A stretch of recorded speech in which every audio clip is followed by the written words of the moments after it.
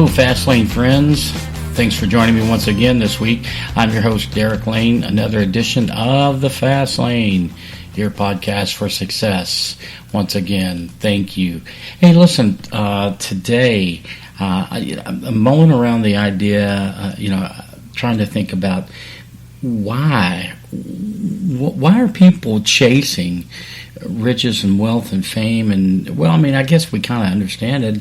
It's to make our life easier, right? I mean, it's to have a little more foothold on this thing called life, to be free, have a little bit more freedom, experience freedom, do some of the things we want to do, drive the cars we want to drive. You get it over and over and over. Wealth building, okay? And then, you dive into, some of the psychoanalytical aspects of wealth building, and you try to think about, breaking it down to this or that and figure out what's going on with your life.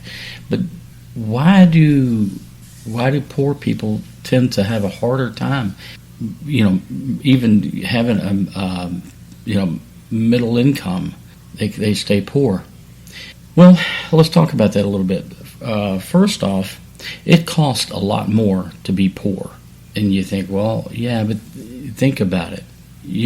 A poor person gets a speeding ticket, and, that $200 speeding ticket to a poor person is it's devastating. Whereas someone that's very wealthy says, whatever, it's $200, pay it and go on. Don't even think about it.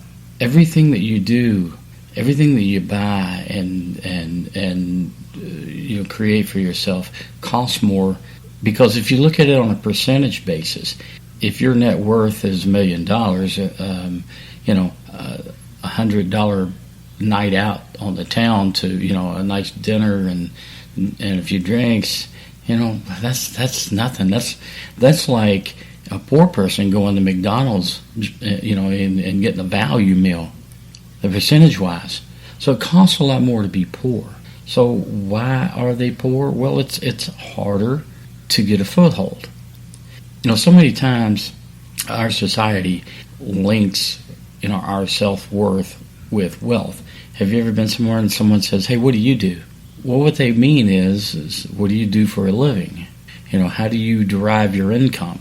Not what do you do? Well, what I do, I'm a father, a husband, and I go hiking and backpacking. That, of course, that's what you do. But so many people, just their very essence of who they are is linked to their job. And this is true for men more so than women, that they define themselves by the job that they're in.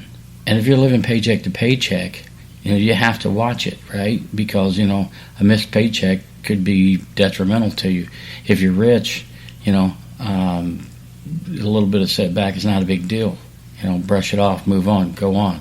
They don't dwell on it. They don't think about it. Where poor people think that all the time. They're on the defense. Poorer people are always thinking in terms of their defense. Man, I got to make sure I do this and budget this and do that, and which is okay. It's good. I mean, if you don't have the money, you don't have the money, and you got to watch it. But you also have to strategize. Or maybe you're working 2 jobs just to make ends meet. If that's what you have to do, that's what you have to do. I get it. But the thing that people most often miss, I want you to listen to this. The thing that people miss is they don't pay themselves. You pay the person cooking your meals when you go out. You pay the laundromat. You pay everybody for every service that they do for themselves. You got to pay for it. They don't do it for free. Yet you're willing to not pay yourself. You're unpaid. You don't pay yourself. Listen to something that I'm going to say to you, and this should carry volumes with you. The poor people value entertainment. The affluent value education. Poor people value entertainment. Affluent people value education.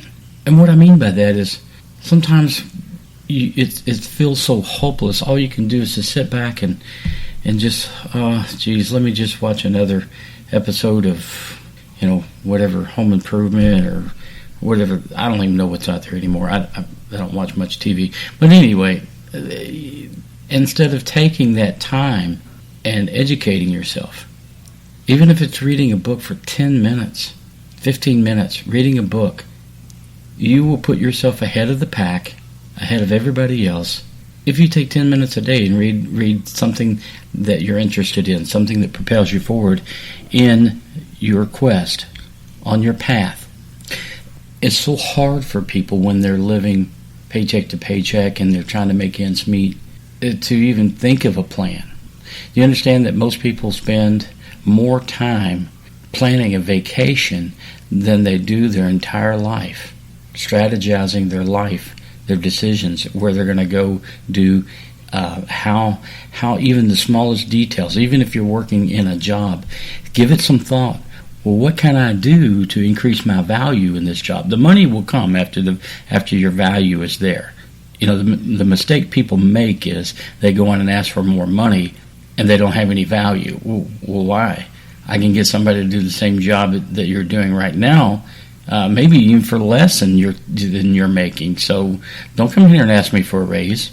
I'm not giving you any more money for doing something that someone else can do for the same or if not less. So you see, and that's why people really don't even ask for raises, because somewhere in the back of their mind they know their boss is going to do that. Well, if that's in the back of your mind, you know your boss is going to do that, then you know that your boss is looking at the bottom line. He's looking at the numbers. He's looking at the net. Okay, this is what I got to spend to make the job, my business grow. Okay, paying you more is not a part of that picture for him. Now, it doesn't make him a jerk, even though most people, that jerk wouldn't give me a raise. He's running a business. She's running a business. The business owner has a plan. Now, they may be a jerk. If you hate working for him, go get another job. But understand and respect a business owner's business. And if you're working for that business owner, respect that. You have a fiduciary commitment to that owner, that company. And if you don't understand what a fiduciary commitment is, you should understand it. So when I say that you need to spend some time creating value, that's how you get raises. Find out, no matter what you're doing, if you're doing something right now, find out what would it take to raise my value in the job that I'm doing right now. How would my boss understand that I'm committed? I want to help his business make more money so I can make more money. I want him to think, man, I'd hate to lose that guy. I'd hate to lose that girl. I don't want to lose them because they do such a great job. And the things they do, I can't teach everybody to do. And when this person takes things on, they take it on 100%. I don't have to go behind them and fix things. Be the best that you can be at what you're doing right now. Be persistent. Study. Learn. Have mentors. That's what it takes in this very tough world to move ahead, is to learn as much as you can learn. If you come home at night and you're tired, exhausted, I get it, but jumping on a video game and losing yourself into 3 hours of nothingness has done nothing for you. All you've done is added some more entertainment that has zero value to your net worth. You're wasting away your time. You can't get time back. Time is the most precious thing there is. When someone says that gold or a diamond is the most precious thing on earth, they are wrong.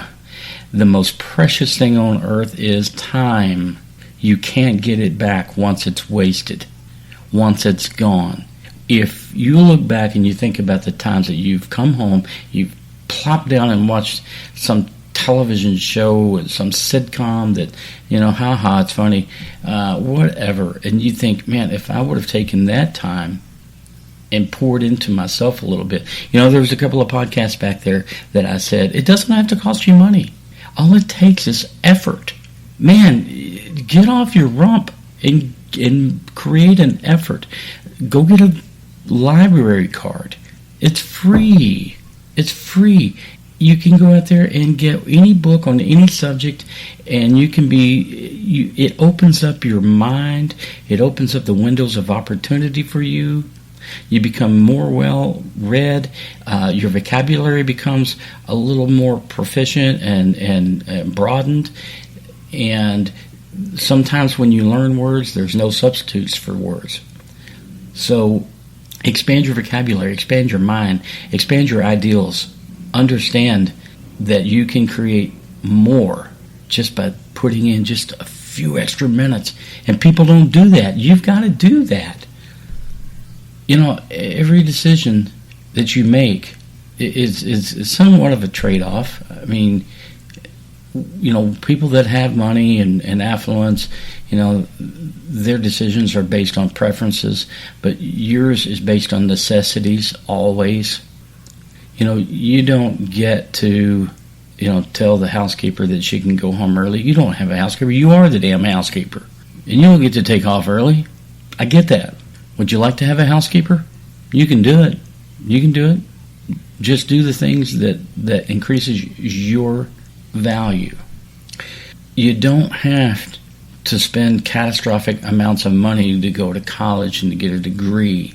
I'm not saying college is bad, but I'm saying it's not for everyone either. Okay? I did go to college, but I don't know that my college degree has helped me one iota, to be honest with you. I would have done the things I'm doing and led down the path that I've led my life down regardless of college.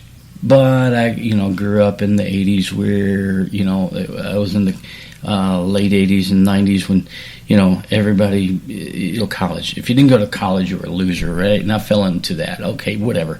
All right, so I did it. But I'm telling you, you don't have to. All you have to do is learn from the people that maybe they did go to college. Maybe they didn't go to college. Bill Gates, he went to college, and after a semester he said, screw this, I don't need this crap, and he left. And, second most richest man in the world. So I'm telling you, don't fall victim of everybody else's plan, okay? Spend the time developing your own plan, okay? Spend the time having a goal set. And, some podcasts back, I talked about the value of pencil and paper. You can do so much because it clears your mind. It gets rid of the cobwebs and the fuzzy thinking. When you put pencil to paper and you write out your ideas and you write out your goals, and when you understand, and I would tell you to learn how to properly set goals. It's imperative that you learn how to properly set goals.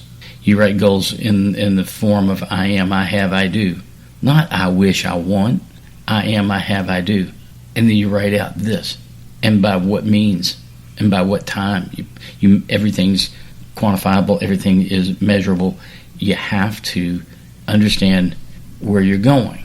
You can't get there if you don't know where you're going. If you don't know what you're doing or what you want and what your future is going to look like, and you just leave it to everybody else to tell you what to do, and you're comfortable with going home and maybe working one or two jobs, and you come home and you lose yourself in a video game before you get 5 hours of sleep when you should be getting 8 or 9. Sleep is another. I may talk about that in a podcast later on, but get your sleep.